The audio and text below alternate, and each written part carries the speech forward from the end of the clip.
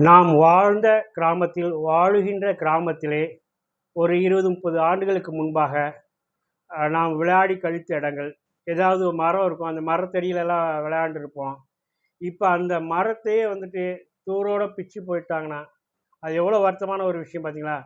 அதாவது நம்முடைய பால்யத்திலே நம்முடைய சந்தோஷமான நினைவுகளையே பிச்சு போட்ட மாதிரியான ஒரு சூழல் தான் அது. அந்த மாதிரியான ஒரு சூழலை எனது ஆட்சி வீட்டு தெரு என்ற கவிதை தொகுப்பிலே கவிதையாக்கி இருக்கிறேன். கேட்டு பாருங்கள். கொஞ்சம் நெகிழ்ச்சியான கவிதை, உங்களுக்கு பிடிக்கும்னு நம்புகிறேன்.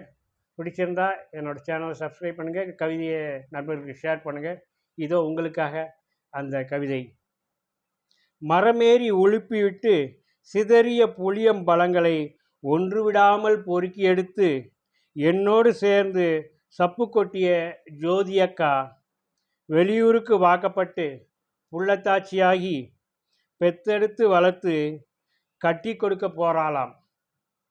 இப்பெல்லாம் புளியம்பழம் உழுப்பிவிட்ட பசங்க ஒருத்தர் கூட ஊரில் இல்லை. சப்பு கொட்டி தின்னவும் ஜோதியக்கா அங்கே இல்லை. யாருமில்லா ஊருக்குள்ளே தனியாக நிற்க யோசித்த மரத்தை நேத்திக்கு தான் தூரோடு பிச்சு எடுத்து போட்டுட்டாங்க ஐவேஸ்காரங்க. கட்டி இலை யாரும் இல்லாமல் சாஞ்சி கிடந்த மரம் உழுப்பி எடுக்குது என்ன, புளியம்பழமாக உதிருது நினைப்பு. உண்மைதானே? அந்த மரம்ங்கிறது வெறும் மரம் கிடையாது.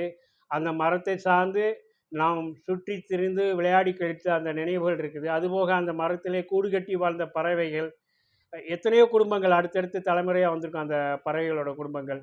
இப்படி அத்தனையும் தான் நம்ம வேரோடு சாய்ச்சிடறோம் ஒரு ஐவேஸுக்காக. உண்மைதானே? நன்றி, வணக்கம்.